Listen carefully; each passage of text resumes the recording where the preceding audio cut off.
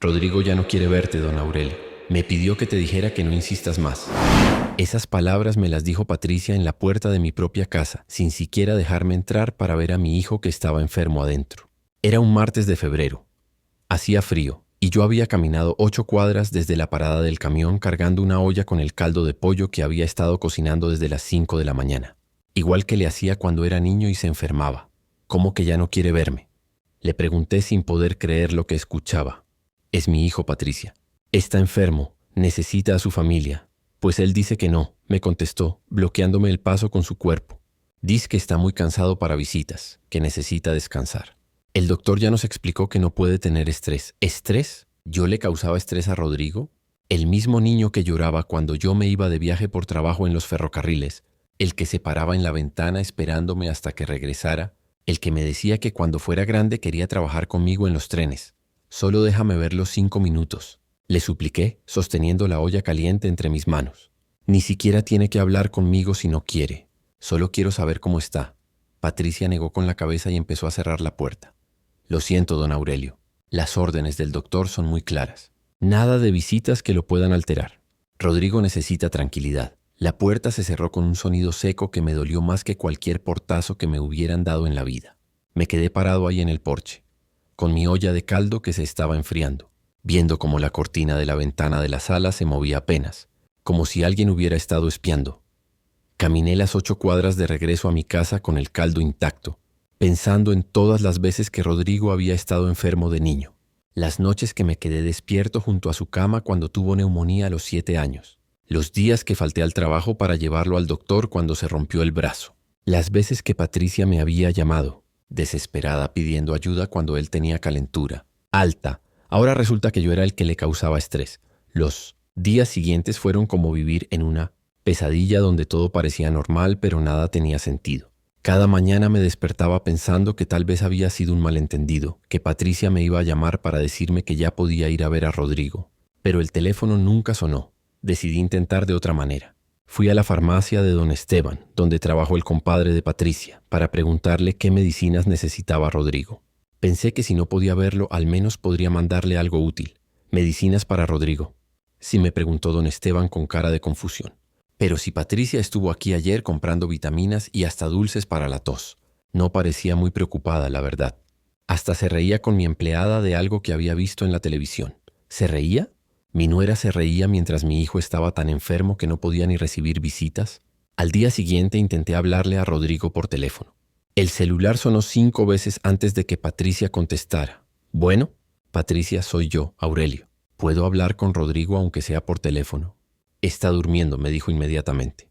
El doctor dice que necesita dormir mucho para recuperarse. ¿A las 2 de la tarde está durmiendo? Sí, don Aurelio. Así es la enfermedad. Duerme mucho en el día. Algo en su voz sonaba raro, como cuando alguien está inventando una excusa sobre la marcha. En el fondo escuché el sonido de la televisión prendida y voces que no eran de mi hijo.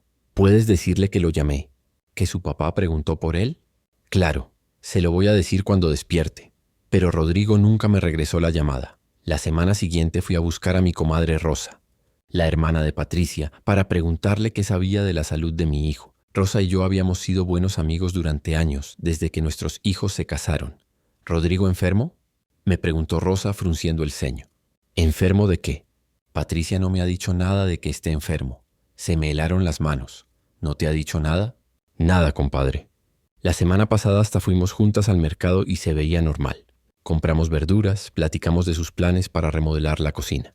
No mencionó que Rodrigo tuviera algún problema. ¿Planes para remodelar la cocina?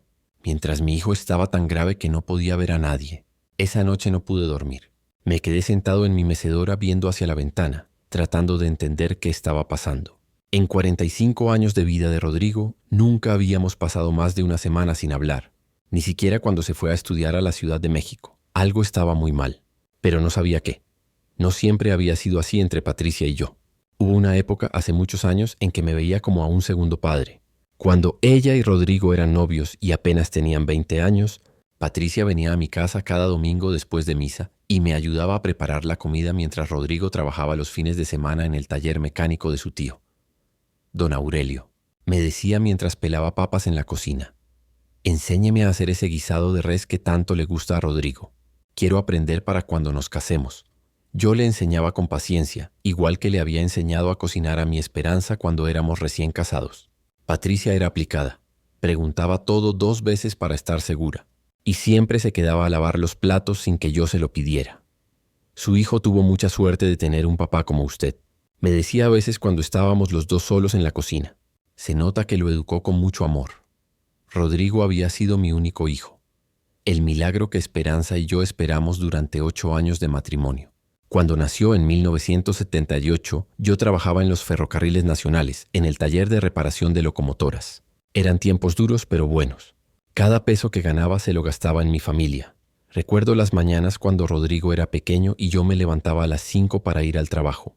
Él se despertaba con el ruido de la regadera y se metía a mi cama todavía calentita, esperando a que yo saliera para darme un abrazo de despedida. «Papá, tráeme algo del tren», me decía siempre, abrazándome con sus bracitos pequeños. Y yo siempre le traía algo, una tuerca vieja, un pedazo de carbón, cualquier cosa que él pudiera guardar en su caja de tesoros. Para él todo lo que venía del tren de su papá era mágico, los domingos eran nuestros. Esperanza se quedaba en casa descansando y Rodrigo y yo nos íbamos caminando hasta el Parque Agua Azul. Nos sentábamos en la misma banca, la tercera empezando por la fuente, y yo le leía el periódico en voz alta mientras él jugaba con sus carros de juguete sobre mis piernas. «Ya sé leer como usted, papá». Me preguntaba cada domingo. «Casi, mijo, casi». Cuando Rodrigo cumplió 15 años, yo ya era supervisor del taller y ganaba mejor sueldo. Le compré su primera bicicleta nueva, una Venoto azul que había estado ahorrando durante 6 meses. El día que se la di, lloró de felicidad y me abrazó tanto que pensé que me iba a quebrar las costillas. «Es la bicicleta más bonita del mundo», me dijo. «Gracias, papá.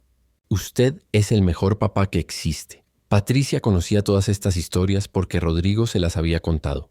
Y porque yo mismo se las platicaba en esas tardes de domingo cuando ella venía a ayudarme en la cocina.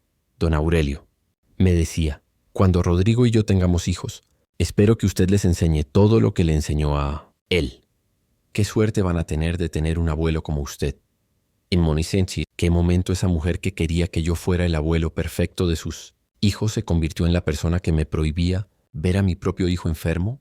Cuando dejé de ser el héroe de mi familia para convertirme en el estorbo. Las cosas empeoraron cuando intenté ir a la casa por tercera vez esa semana. Esta vez llevé conmigo a mi compadre Esteban, pensando que tal vez Patricia no se atrevería a cerrarme la puerta en la cara si había un testigo. «Patricia, venimos a ver cómo sigue Rodrigo», le dijo Esteban con su voz más amable cuando ella abrió la puerta. «Ya les dije que no puede recibir visitas», respondió Patricia, pero esta vez había algo diferente en su actitud. Parecía nerviosa como si la hubiéramos cachado en algo. «Mira, mija», le dije con toda la paciencia que pude juntar. «Soy su papá. Solo quiero saber cómo está. No tiene que hablar conmigo si no se siente bien, pero déjame verlo aunque sea un minuto». «No puede ser, don Aurelio. Rodrigo está muy mal del estómago. Ha estado vomitando toda la mañana y no quiere que nadie lo vea así». Pero justo en ese momento escuchamos claramente la risa de Rodrigo que venía de la sala, seguida del sonido de la televisión. Una risa fuerte, sana, como la que hacía cuando veíamos juntos los partidos de fútbol los domingos. Patricia se puso roja como chile piquín. Ese es el televisor», dijo rápidamente. «Está viendo una película». Esteban y yo nos volteamos a ver. ¿Una película que sonaba exactamente como la risa de Rodrigo? «Patricia», le dijo Esteban con voz seria, «¿qué está pasando aquí realmente?» Ella cerró la puerta sin responder.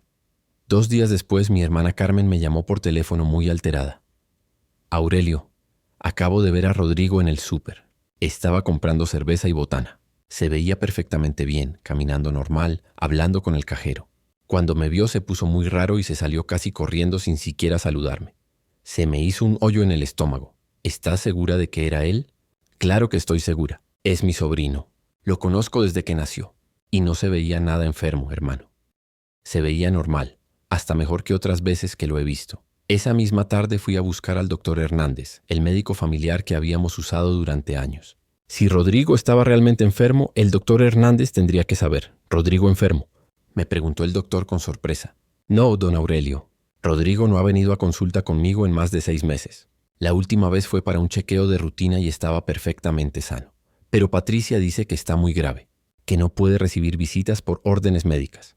El doctor Hernández me miró con preocupación. «Don Aurelio, yo no he dado ninguna orden médica sobre su hijo.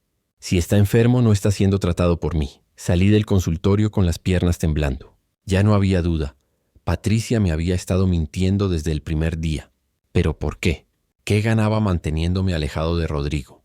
Esa noche, por primera vez en 2 semanas, me atreví a pensar en la única explicación que tenía sentido, la que había estado evitando porque me daba terror. Patricia no me estaba protegiendo a Rodrigo de mí, me estaba protegiendo a mí de saber algo que Rodrigo no quería que yo supiera, algo tan grave que prefería que yo creyera que estaba enfermo antes que decírmelo en mi cara. El viernes, por la mañana decidí que ya había esperado suficiente. Me levanté a las 6, me puse mi camisa blanca de los domingos y caminé directo a la casa de Rodrigo sin avisar. Esta vez no iba a permitir que Patricia me cerrara la puerta. Cuando llegué, vi que el carro de Rodrigo no estaba en la entrada, pero el de Patricia sí. Toqué el timbre y esperé. Nadie contestó, pero yo sabía que estaba dentro porque había visto la cortina moverse cuando me acerqué. Toqué otra vez más fuerte. Patricia, sé que estás ahí. Necesito hablar contigo. Después de 5 minutos, finalmente abrió la puerta. Traía puesta una bata de casa y tenía cara de haber estado durmiendo, pero sus ojos estaban completamente despiertos y alertas. Don Aurelio, ¿qué hace aquí tan temprano? ¿Dónde está Rodrigo? Ya le dije que está enfermo. Está durmiendo. Su carro no está afuera.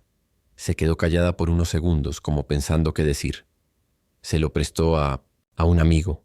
Su amigo necesitaba el carro para una emergencia. Patricia, le dije mirándola directo a los ojos. Ya sé que Rodrigo no está enfermo. Ya sé que me has estado mintiendo. Vi que lo vieron en el súper comprando cerveza. El doctor Hernández me dijo que no ha ido a consulta. ¿Por qué no me dejas ver a mi hijo? En ese momento algo cambió en su cara. La máscara de preocupación se le cayó completamente y por primera vez en 2 semanas vi su verdadera expresión. Molestia pura. ¿Quiere saber la verdad, don Aurelio? Me dijo con una voz que nunca le había escuchado antes, dura y fría como hielo. ¿De verdad quiere saber por qué Rodrigo no quiere verlo? Sí, le dije, aunque algo en mi pecho me decía que no estaba preparado para lo que iba a escuchar. Patricia me miró con una sonrisa que me dio escalofríos. Rodrigo está avergonzado de usted, don Aurelio. Avergonzado de tener un papá ferrocarrilero jubilado que no terminó ni la secundaria. Avergonzado de que sus nuevos amigos del trabajo sepan que viene de una familia tan sencilla. Las palabras me pegaron como piedras en el pecho, pero ella no había terminado. ¿Sabe por qué no lo invitamos a nuestra nueva casa? Porque nos da pena, don Aurelio.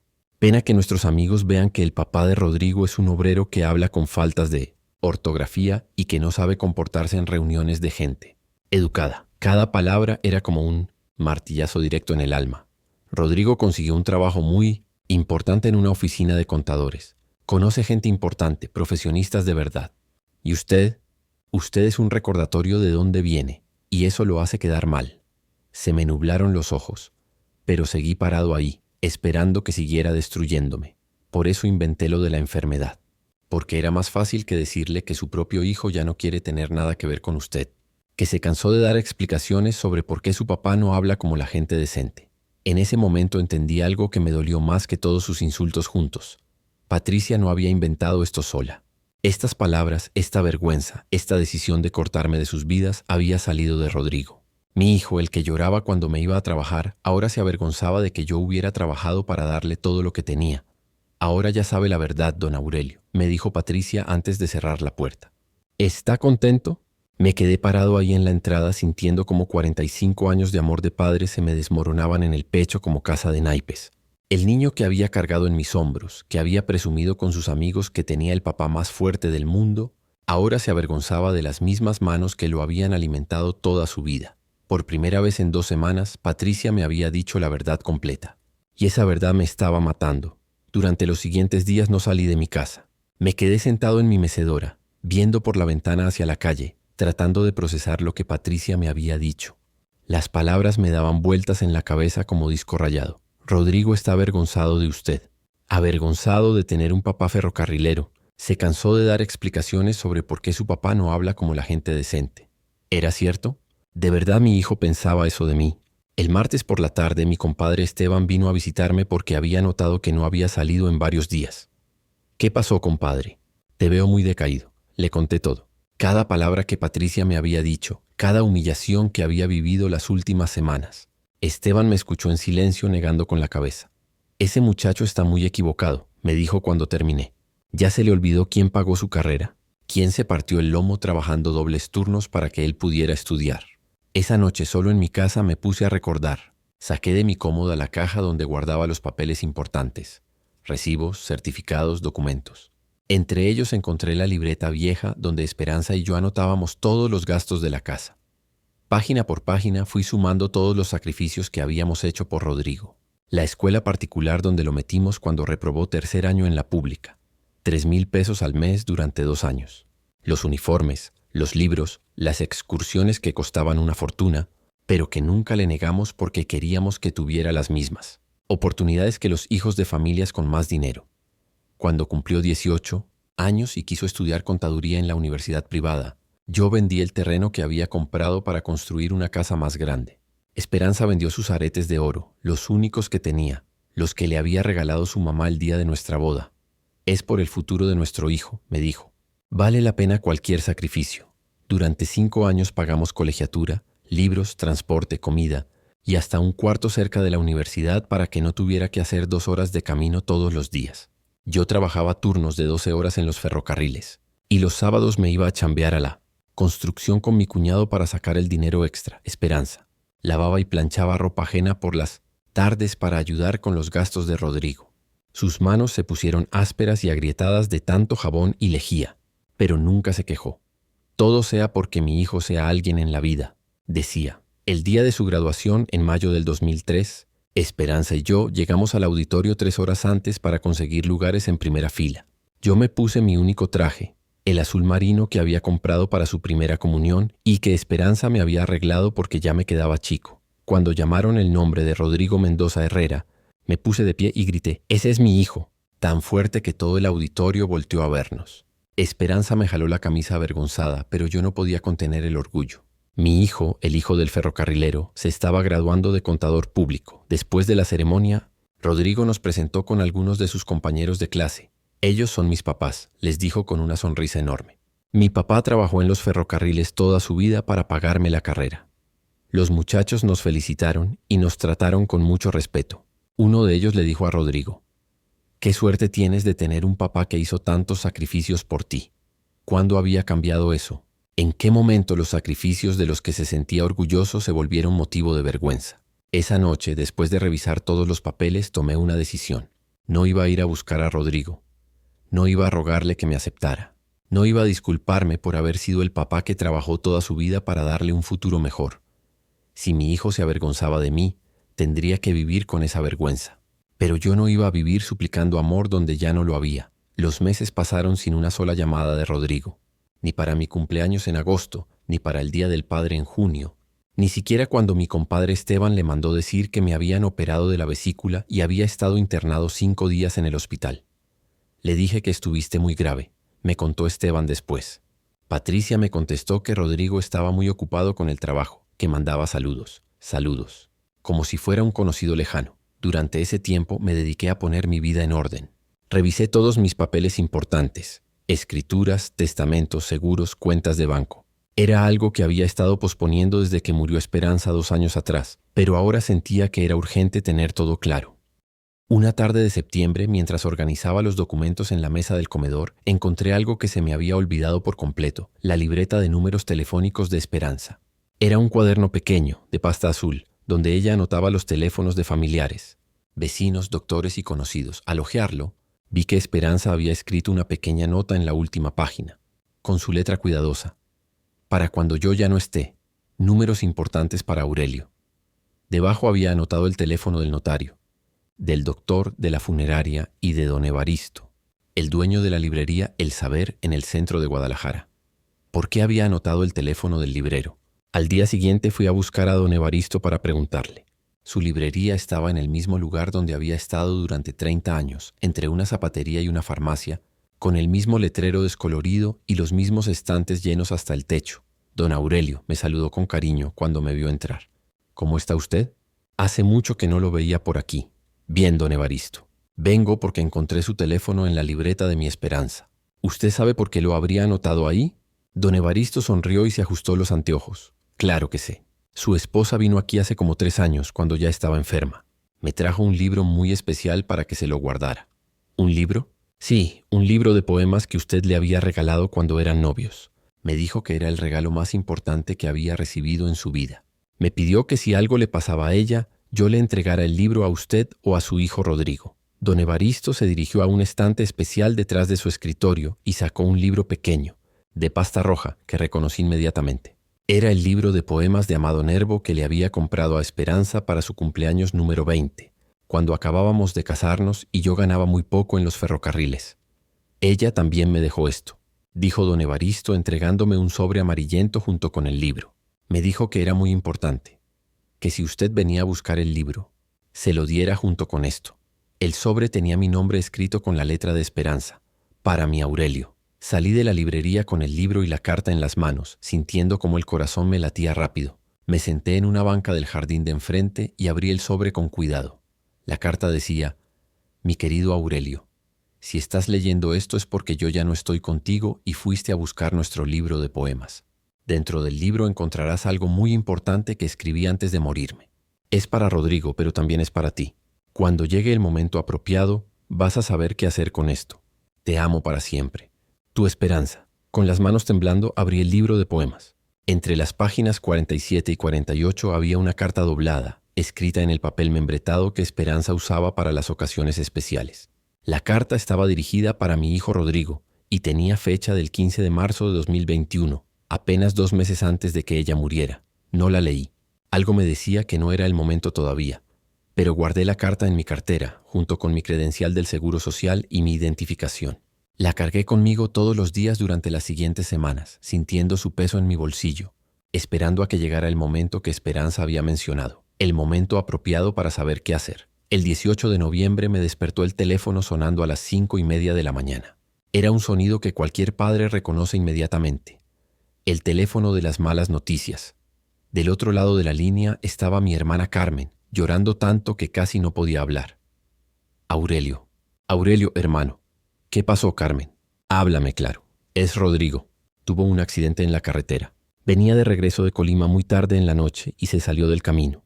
Lo llevaron al hospital civil, pero no me dejó terminar. Colgué el teléfono, me vestí en 2 minutos y salí corriendo hacia la parada del camión. Durante todo el trayecto al hospital no pude pensar en nada más que en la última vez que había visto a mi hijo, hacía ya 8 meses, cuando se había escondido de mí en el súper como si fuera un criminal. Llegué al hospital y pregunté por Rodrigo Mendoza en recepción. La enfermera me miró con cara triste y me dijo que hablara con el doctor de guardia. ¿Usted es familiar del paciente? Soy su papá. El doctor me llevó a un pasillo apartado y me habló con voz suave, como hablan los doctores cuando van a destrozarte la vida. Su hijo llegó ya sin signos vitales, señor. El impacto fue muy fuerte. Hicimos todo lo que pudimos, pero no escuché el resto. Solo sentí como si alguien me hubiera arrancado el corazón del pecho con las manos. Mi hijo, mi único hijo, el niño que me abrazaba antes de irme al trabajo, el que presumía con sus amigos que tenía el papá más fuerte del mundo, se había muerto solo en una carretera, sin que yo supiera siquiera que andaba de viaje. ¿Dónde está su esposa? O me preguntó el doctor. No sé, le dije con voz quebrada. Hace meses que no hablo con ellos. El doctor me miró extrañado, pero no preguntó más.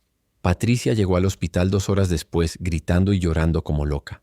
Cuando me vio sentado en la sala de espera, su cara cambió completamente. Ya no era la mujer cruel que me había insultado en su puerta. Era una viuda desesperada que se había quedado sin el hombre que amaba. Don Aurelio, me dijo entre sollozos, no sabía que usted estaba aquí. Es mi hijo, Patricia. Sí, claro. Nos quedamos ahí sentados, sin hablarnos, esperando a que nos dejaran verlo. Después de 1 hora, Patricia se acercó a mí. Don Aurelio, sobre lo que pasó hace unos meses, ahora no, Patricia, ahora no es momento para eso, pero algo había cambiado en ella. La arrogancia se le había caído completamente. Parecía una mujer rota, perdida, como si recién se diera cuenta de la magnitud de lo que había hecho. ¿Usted va a encargarse del funeral? Me preguntó con voz temblorosa. Claro que sí, es mi responsabilidad como su padre. Es que Rodrigo nunca me dejó dinero guardado para esto. Y yo no tengo suficiente para... Por primera vez en 8 meses, Patricia me necesitaba. Me necesitaba para enterrar dignamente al hijo que me había alejado de ella. Esa tarde en la funeraria, mientras hacía los arreglos y pagaba todos los gastos, saqué de mi cartera la carta de Esperanza. La toqué con los dedos y sentí que el momento había llegado. El momento apropiado que mi esposa había mencionado. Esa noche, solo en mi casa, Finalmente leí la carta que Esperanza había dejado para Rodrigo. Cuando terminé de leerla, lloré como no había llorado desde el día que ella murió. Mi Esperanza desde la tumba me estaba dando la oportunidad de despedirme de mi hijo como él realmente hubiera querido. No como Patricia me había hecho creer. Ahora sabía exactamente lo que tenía que hacer en el funeral. El día del funeral llegó gris y frío, como si el cielo también estuviera de luto. La funeraria estaba llena de gente que yo no conocía. Compañeros de trabajo de Rodrigo, amigos nuevos, vecinos de su colonia residencial. Todos vestidos elegante, hablando en voz baja sobre lo joven que era, lo brillante que había sido en su carrera. Yo llegué temprano y me senté en la última fila, como un desconocido en el funeral de mi propio hijo. Patricia estaba en primera fila, rodeada de su familia, recibiendo pésames y abrazos de toda la gente importante que Rodrigo había conocido en su nueva vida. Nadie se acercó a saludarme. Nadie sabía quién era yo. Durante la primera hora escuché a varios de sus compañeros de trabajo hablar sobre Rodrigo. Era tan inteligente, tenía un futuro brillante, siempre hablaba de sus proyectos. Pero ninguno mencionó nada sobre su familia, sobre su papá, sobre de dónde venía. A las 11 de la mañana, el director de la funeraria anunció que era momento de las palabras de despedida. Patricia se levantó primero y habló sobre el esposo maravilloso que había sido Rodrigo, sobre los planes que tenían juntos, sobre lo injusto que era que la vida se le hubiera arrebatado tan joven. Después habló su jefe, un hombre de corbata cara que dijo que Rodrigo había sido un empleado ejemplar, un profesionista de primera clase. Cuando terminó el jefe, el director preguntó si alguien más quería decir algunas palabras. Patricia volteó a verme desde primera fila, con una mirada que parecía suplicarme que no dijera nada, que no arruinara el funeral con mi presencia de obrero sin estudios. Me levanté despacio, con las piernas temblando, y caminé hacia el frente. Saqué de mi saco la carta de Esperanza, la desdoblé con cuidado, y me paré junto al ataúd de mi hijo. Mi nombre es Aurelio Mendoza, dije con voz fuerte mirando a toda esa gente elegante que me veía con curiosidad. Soy el papá de Rodrigo. Un murmullo recorrió la sala. Varios de los asistentes voltearon a verse entre ellos confundidos. Era obvio que Rodrigo nunca les había hablado de mí. Antes de despedirme de mi hijo, continué. Quiero leerles una carta que escribió su mamá, mi esposa Esperanza, poco antes de morir. Ella se la dejó a Rodrigo, pero él nunca la leyó porque murió antes de que yo pudiera dársela. Patricia se puso blanca como papel. Trató de levantarse de su asiento, pero su hermana la detuvo. Comencé a leer con voz clara, lo suficientemente fuerte para que toda la sala me escuchara. Para mi hijo Rodrigo, si tu papá te está entregando esta carta es porque yo ya no estoy contigo, mi amor. Quiero que sepas que el hombre más bueno que he conocido en mi vida es tu padre. El hombre que se despertaba a las 5 de la mañana todos los días durante 30 años para ir a trabajar a los ferrocarriles, no porque le gustara, sino porque nos amaba a ti y a mí más que a su propia comodidad. La voz se me quebró un poco, pero continué. Tu papá vendió el único terreno que tenía para pagar tu universidad. Yo vendí mis aretes de oro, los únicos que tenía, para comprarte los libros del último semestre. Trabajamos turnos dobles, lavamos ropa ajena, comimos frijoles durante meses para que tú pudieras estudiar en la escuela cara y tener las oportunidades que nosotros nunca tuvimos. Patricia estaba llorando ahora, pero no eran lágrimas de tristeza, eran lágrimas de vergüenza pura. Pero lo que más me duele, hijo, es saber que en estos últimos meses te has alejado de tu papá. Sé que Patricia te ha dicho que él te da pena, que no encaja con tu nueva vida, que es mejor mantenerlo lejos de tus amigos importantes. Un silencio sepulcral llenó la sala. Todos los ojos estaban clavados en mí. Rodrigo, mi amor, el día que te avergüences de las manos que te alimentaron es el día que pierdes el alma. Tu papá nunca tuvo estudios, pero te enseñó a ser honesto. Nunca habló elegante, pero te enseñó a ser noble. Nunca tuvo dinero, pero te dio todo lo que tenía. Para entonces varios de los asistentes estaban llorando. Los compañeros de trabajo de Rodrigo me miraban con una mezcla de respeto y vergüenza. Terminé la carta con las palabras finales de Esperanza. Si algo me pasa antes de poder hablar contigo sobre esto, le voy a pedir a tu papá que lea esta carta el día que más la necesites. Porque un hijo que niega a su padre por vergüenza social no está traicionando al hombre que lo crió, está traicionando a su propia historia. Te amo, pero no puedo morir en paz sabiendo que le hiciste esto al hombre que dio toda su vida por ti. Tu mamá, Esperanza. Doblé la carta, la guardé en mi saco y me acerqué al ataúd de Rodrigo. Hijo, le dije en voz baja, pero lo suficientemente alta para que todos escucharan, te perdono. Y espero que donde estés ahora ya no te dé pena ser mi hijo. Cuando regresé a mi lugar en la última fila, la funeraria estaba en silencio total. Patricia tenía la cabeza enterrada entre las manos, sollozando inconsolablemente. Nadie más pidió la palabra después de eso, después del funeral. Mientras la gente salía de la funeraria en silencio, varios de los compañeros de trabajo de Rodrigo se acercaron a mí. Sus caras mostraban una mezcla de respeto y vergüenza que nunca olvidaré. Don Aurelio, me dijo uno de ellos, un muchacho joven de corbata azul. Nosotros no sabíamos. Rodrigo nunca nos había contado sobre usted, sobre todo lo que hizo por él. No es culpa de ustedes, hijo, le respondí. Mi Rodrigo se perdió en el camino, pero eso no quiere decir que fuera mala persona. Solo se le olvidó de dónde venía. Una señora mayor, que resultó ser la directora de la oficina donde trabajaba Rodrigo, me tomó de la mano. Su hijo hablaba muy poco de su familia, don Aurelio. Ahora entendemos por qué. Pero quiero que sepa que era un muchacho trabajador, responsable. Usted lo educó bien. Patricia se quedó hasta el final cuando ya todos se habían ido. Se acercó a mí con los ojos hinchados de tanto llorar. Don Aurelio, me dijo con una voz que apenas se escuchaba. No tienes que decir nada. Patricia. Sí tengo que decir, insistió llorando otra vez. Todo lo que le hice fue horrible. Todo lo que le dije en mi puerta. Todas las mentiras que inventé para alejarlo de Rodrigo. Yo lo convencí de que usted le daba pena. ¿Por qué? Le pregunté, no con coraje, sino con curiosidad genuina. ¿Por qué hiciste eso? Patricia se secó los ojos con un pañuelo arrugado. Porque yo también vengo de una familia humilde, don Aurelio. Mi papá era albañil. Mi mamá lavaba ropa ajena. Cuando conocí a Rodrigo y vi que él estaba avergonzado de su pasado, pensé que si los dos negábamos de dónde veníamos, podríamos encajar mejor con la gente de dinero. Pero Rodrigo no estaba avergonzado, le dije suavemente. Rodrigo estaba orgulloso de mí hasta que tú le metiste esas ideas en la cabeza. Patricia sintió entre sollozos. Lo sé ahora. Estas últimas semanas, revisando las cosas de Rodrigo, encontré fotos de usted que él guardaba en su escritorio de la oficina. Fotos de cuando era niño, de su graduación, de ustedes dos trabajando juntos en el patio. Las tenía ahí, escondidas, pero las tenía. Eso me dolió más que todos los insultos que me había dicho. Mi hijo había guardado nuestras fotos en secreto, como si fueran un tesoro prohibido. En su teléfono encontré mensajes que nunca envió, siguió Patricia.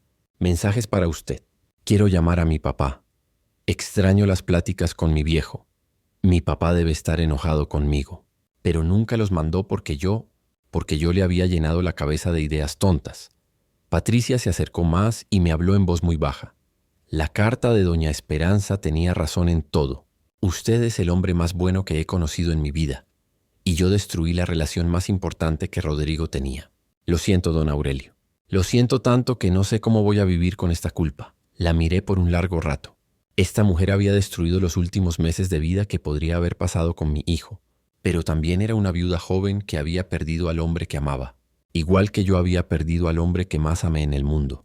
Patricia, le dije finalmente.